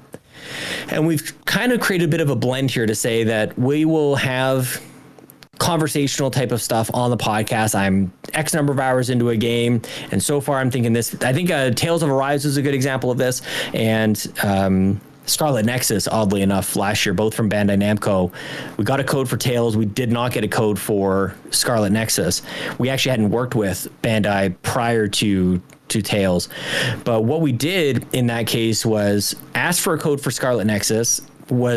We were declined, and I said, you know what, man, like this, I wasn't joking. I really am excited for this game. I'm going to buy it anyways, and I'll let you know how we cover it. And we covered it just the way that we bought it. And I sent them the links, and this is sort of like the playbook, basically. It was like, this is the coverage that we gave Scarlet Nexus, and this is the type of stuff that you could expect from us if we were to partner in the future. And then Tales of Arise came out, and we did the exact same thing. And we said what we were going to do. We did it, and we delivered upon it. I think that was a good thing. And that's been a pretty good model, and it is all based on what we think is best for the audience and what works for us and what seems to be working with the PR, and all under the comfort and understanding that if that's not going to work for a PR company, then they will stop giving us games, and that's okay. Yeah. Like, I think that takes a lot, and it has taken a while for me to wrap my head around that at any moment, one or all of these PR companies could go like, we would rather work with, a content creator who will put out their full review on embargo, because that's kind of the expectation. That's totally fine. But yeah, I think honesty has been how we tackle that whole front. And I don't know. I never really feel like we have any business getting anything from any of these people anyway. So every time they do, it's like, are you sure? Like, did you make a mistake? I don't know. But yeah, they're real people on the other end of the line. They're the PRP. It's not a company. Like, it is a company, but like, they're people representing that company, and I enjoy them. I think they're cool people. I think they're generous, and they want the best they're excited about these products. And I think from that perspective, they're just cool human beings that I get to interact with. And if the relationship goes a different way, then it would never be personal. I wouldn't take it personally, and it would be, I'm pretty upfront with my approach with it all. Yeah, that's interesting what you said about sort of the embargo just being the speed limit. I'm like, yeah, well, that's a good point, because we're just so used to being like, the embargo lifts now, and then that's when all these big outlets' content comes out. Mm-hmm. And, I'm sure most publishers thinking about it probably actually wouldn't mind that much necessarily, unless like they've got like a massive marketing campaign and they want to blend you in with it and all of this type of thing. But if that's what you want to do, I think that works out really well, because like as far as like my little podcast goes, I'm sure we probably would get more listeners if I played Pokemon Legends Arceus, for example, a month, well, whenever you got to play it before, and you got a review as soon as possible. People would be like, oh, well, this Pokemon game, I'm really unsure about it because it looks kind of weird and whatever, but they want to hear someone's experience with it. Definitely. But I think for like my audience that's already here, I think me doing like a review sort of now, I'll be able to put a lot more detail into it, a lot more spoilers, because people have already reached that point. And you can sort of, you can say like the story wasn't good, and you can say why, because this character, that character or whatever, or if it was good as well. And you can say why, and people can be like, yes, I can agree with that because I've played it. And it's much more of an experience where someone's like basically your mate sitting beside you talking about games, rather than being like, I'm Mr. Critic. Yeah. Which in some ways would be fun too, but... And I don't think that I'm the only one who's come to this realization. Like, PR is they're 10 steps ahead of all of us. And I would say, I think PlayStation Canada is a good example of this. And I think there's others maybe as well. There are seemingly like certain categories of content creators who are getting games at different times, actually. So some are getting it super early because maybe they've realized like these are the guys who get it done, and they're a gigantic operation, and they get like, there's no doubt there's a huge marketing reason, promotional reason, that like all the stuff happening all at once, that's purposeful. Like that's the goal. I don't think that there's ever a PR professional out there going like, you know what, spread it out like over the course of a month. Like, nobody is suggesting that instead of what happens now. But I think what they're coming to is that both have a place. That it's not one or the other, is that both have a place. So you do see embargo lifts, gigantic marketing splash. Everybody's talking about it. Like, the goal is to get the game trending. So how does that happen? You have all these reviews kind of happen all at the same time. But there's also value in not like, I don't know, blowing your load like with the whole thing. Like, you can't just do it all at once. Like you still want prolonged, like there's an importance to tying it along with other people. So we're definitely seeing some content creators getting it ahead of time, and then others going like, you'll get the game when everybody else does, which immediately removes the embargo pressure. It's like, the embargo's gone, create your content whenever you can. And that's kind of it. That's actually worked out well. Like, in some cases, it's not even like I'm trying to be like, look, this is how we're going to do it. We actually meet right in the middle. We're like at the exact same point. They're giving us the game with the same expectation that we're accepting the game in terms of what kind of content, the timing of our content. So that's kind of the best case scenario where I don't have to worry about it. But there's a game like maybe like Halo or Forza where like I think we did have ample time to come out with a pretty reasonable amount of coverage when the embargo did lift, and I felt super comfortable about that. So it's like, I'm kind of long-winded about it, but I do think it's complicated. I think it's more nuanced than like my rule is black and white. And in this case, like I'm never going to hit embargo. It's like, that's not what I'm saying at all. It just has to be reasonable. I have to feel, and my partners have to feel comfortable in like our ability to fully flesh out an opinion of it and actually play the game and play it in a way that is at least somewhat close to how other people are going to play. Like nobody's playing Assassin's Creed like Ryan played Assassin's Creed Valhalla like 2 years ago. Like that's like 60 hours in like 3 days, man. Like what the hell? That would be awful. Awful. Yeah. Yeah. And then you come out and you saw it with Far Cry, I think was a good example of that. You see some of these games. I think you saw it probably with like Dying Light is a good example. There's a bunch where the net result is unfortunate for the game itself because these people were kind of, I was going to say they were forced, but nobody's forced to do anything. They agreed to the terms that they were going to be playing this game in a terrible circumstance. And I just feel like you can see it. I think if you read and listen to the reviews, you can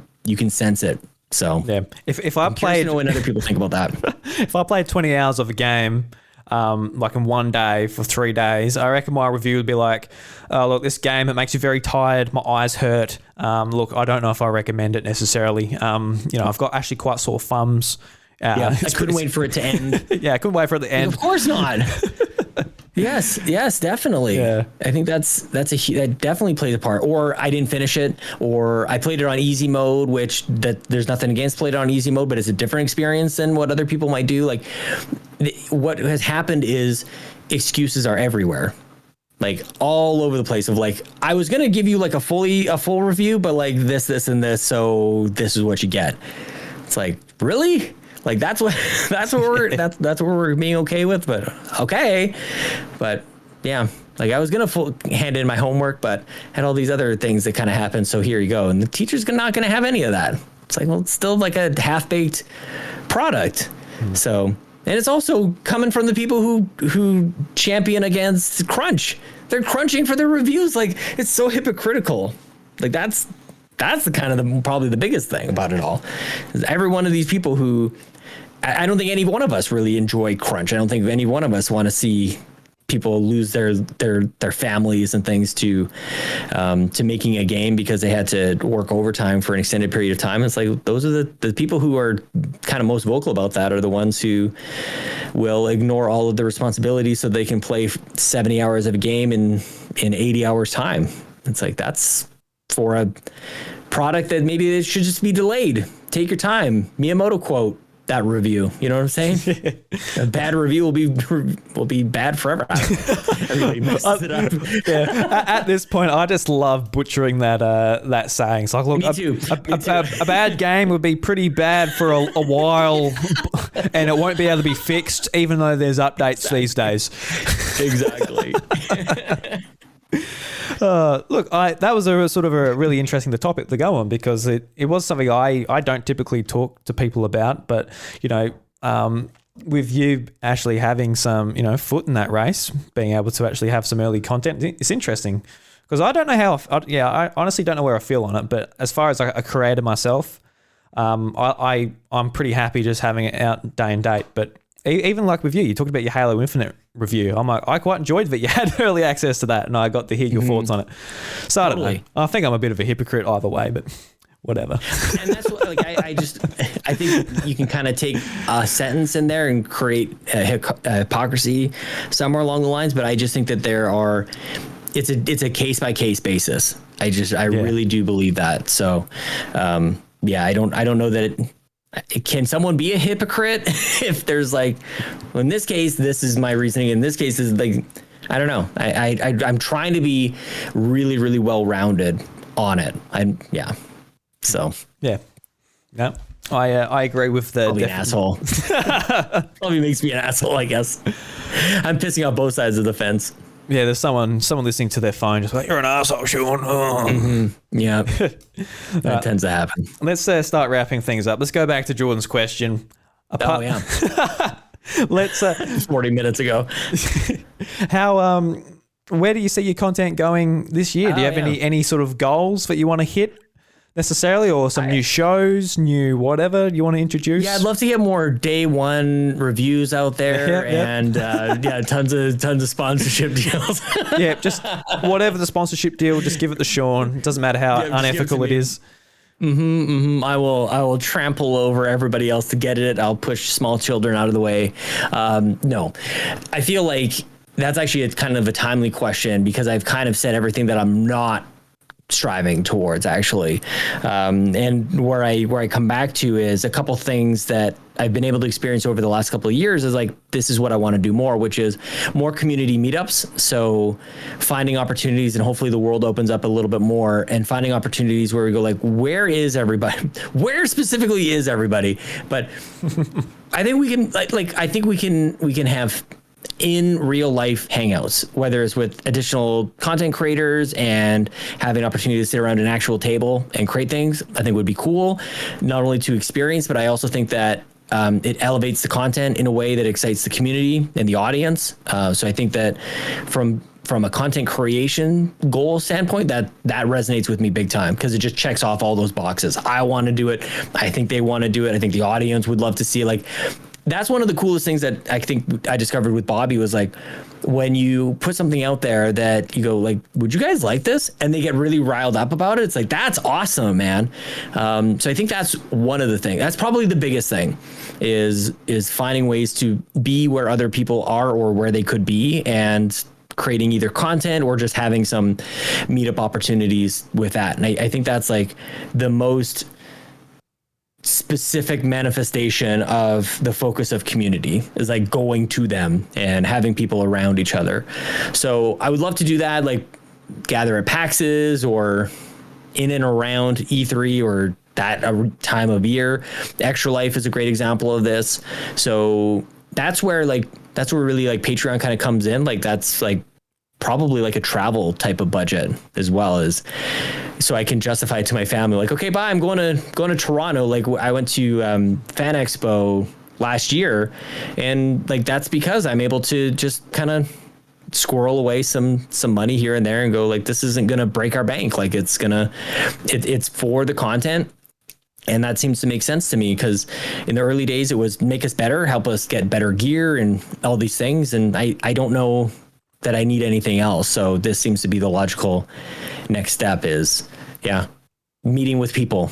We met up with Andrew Watson and Ryan and a few others in Toronto, and then a bunch of people like met Brandon Myers for the first time in New Jersey. I met up with Babbitt once again, and Garrett Bland was last in 2019.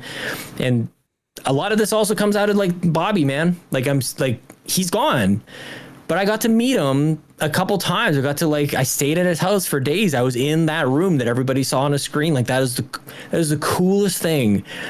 And at a certain point, this is all going to be over. It's going to be like what we look back on our high school days. Like, oh, those were the days. Like, that's going to be this in a few years. So what are you chasing? Are you chasing a free game that you could probably afford on your own and don't have time for all the games anyways? Or are you chasing something else? And for me, it's something else.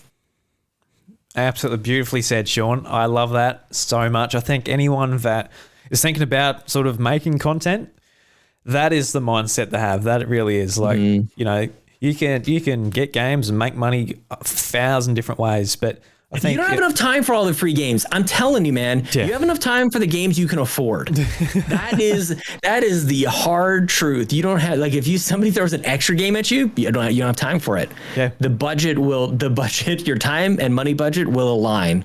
And that's good enough, man. You don't need the other stress, I'm telling you. Yeah. Cause I've got a pretty liberal, sort of budget with gaming. I'm like, I'll buy what I want pretty much. And like, I'm looking at Elden Ring. I'm like, oh, look, that looks pretty good. I really want to play that. But yeah, man, I'm like, that's a long game in front of my TV. It's like, I don't know if I can even dream about fitting that game. And I'll play it for like 5 hours and be like, this is great. Coming up. Yeah, that's right. Ignore triangle strategy. It's going to be game of the year, man. I'm telling you. You thought Elden Ring was good. Wait till triangle strategy. I can't even say it with a straight face. Triangle strategy is going to be great. I will be picking that up. It's going to be very good. Yeah. Just like with my Switch alone, don't have much time. But you embrace, man. Like, that's the thing. Like, you have countless hours of you guys together. You're already friends. Like, that's the the magic, dude. Like that's the best. Everything else is gravy, not the goal. It's a great excuse just for him to come over, and it hasn't worked much this year. He's only come over for one podcast, which is he's had some stuff going on, and COVID had a bit of an outbreak down here, and with a pregnant wife, and that it became a little bit tricky. But yeah, no doubt. Yeah. No, I definitely love what you said there, and just with like your shows, you don't need to change anything. I don't think. Just keep doing what you're doing, man. It's awesome. I think we all love what you're doing in your community.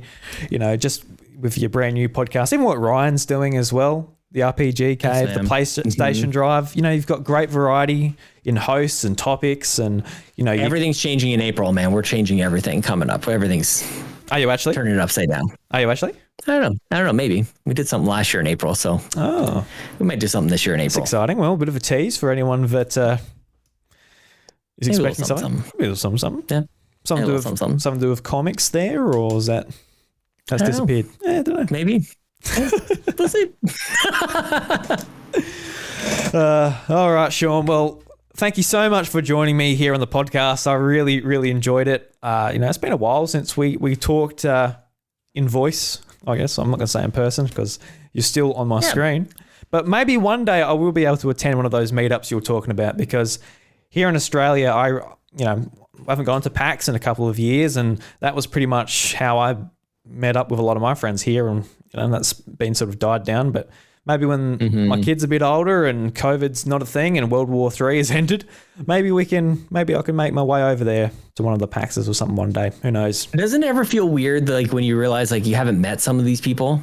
But of course you haven't, but like I don't know, you feel like you know them so well. Like I feel like we've met, like I feel like we're catching up after having met somewhere, but obviously it's not like almost couldn't be further away from each other physically. Actually, it's like complete opposite. Do you need a physical sort of appearance to make it have like an official meetup? Because like we've talked, we've talked with whatever before, but do I have to physically go up to you, hold your shoulder, and just give you a big sniff? It's like, now we've met. Yes, please. Now we know each other. It's like a dog where they just like go and like smell each other. Like, yep, now we're friends. It's official. Yep. Probably not. It's funny that we've gotten so used to the world being just virtual now, but yeah, there's definitely other things that we could do, and games bring us together one way or another. But yeah, man, definitely that's a good idea. Or maybe I just have to actually join one of your Halo matches and we shoot each other, and then that's the physical relationship. I get it. Like I'd never hold a grudge against anybody who's not ever able to make it. Like you're in the future, man. Like it's tomorrow. Oh, it's crazy here, middle of the day for you. You just see the cars outside. They're just like floating in. Oh boy. Australia, we're very backwards here. We're probably behind by like 5 years. So you guys give us the heads up when the sun goes out, okay? Yeah. Just so you know, it's gone. So morning. I'll give you a reminder that it's up here, so it will be coming your way very, very soon. So it's it's nice and bright. It's fantastic. You'll really appreciate it tomorrow. And cold as hell outside, man. Thank God that thing's still up there. Goodness gracious. All right, so everybody, I'm sure by the end of this episode, if you don't know Sean, you know him now, please go and check out his podcasts. Maybe you want to just choose one and you're like, yeah, I'm very into Xbox or Nintendo. He's got you covered there. He's got you covered as far as Ryan Turford and Matt go as well with the PlayStation Drive. If you want a podcast where he just talks to random people, maybe similar to this, maybe I take some inspiration from it, go and listen to We the Gamercast. Absolutely fantastic show. And Sean, where can they follow you on the social media and that? Because, we all need more social media, especially non-toxic people. You're not a toxic person. So non-toxic, like children's toys. That's my brand of social media. It's non-toxic, man. No. It's like paint, like children's paint and crayons. People can follow me on Twitter if they like, and on Twitch as well. I stream every once in a while on Twitch, twitch.tv/Sean Capri. Sean Capri on Twitter as well. Of course, Sean like Connery, Capri like the pants. Very good. Very good. All right, guys. We'll catch you next time. And Sean, thank you very much, my friend. Thank you, man. This is the best. Yeah. And that's the end of this story. Thank you very much for sticking around to the end. And I hope you enjoyed my chat with Sean. He was an absolutely fantastic person, and I cannot wait for him to come back Before we go, I'll just give you a bit of an update for the Gaming with Guru, a fundraiser for the Autism Society of America in memory of Bobby Pools, the Nintendo Guru, a good friend of mine and certainly a lifelong friend of Sean Capri. It's currently up to $3,581. So if you'd like to get in on that, there is a link in the show notes to go and check it out and potentially donate to a great cause and remember a good man. Catch you later. Thanks for just letting me yammer on for a bit, man. That's nice. Well, imagine if I invited you on and you start talking. Up. Be quiet, Sean. Shut the fuck up. A Drew story is lovingly crafted and recorded in the southeast of South Australia. The show is produced and hosted by me, Drew Agnew. If you enjoy my work here and on my other podcasts, The House of Mario, Encore at the House of Mario, and Kraken Furfies, help spread the word by sharing us with a mate or leaving a 5-star review on Apple Podcasts and Spotify. If you'd like to show further support and help me achieve my goal of freeing up one working day a week to spend more time refining and creating podcasts, please consider checking out patreon.com/idruby, where for only $1 you get access to my secret recordings where I share everything behind the scenes. A big thank you to the legend DJ for supporting the content at the podcast producer level on Patreon. From the bottom of my heart, thank you.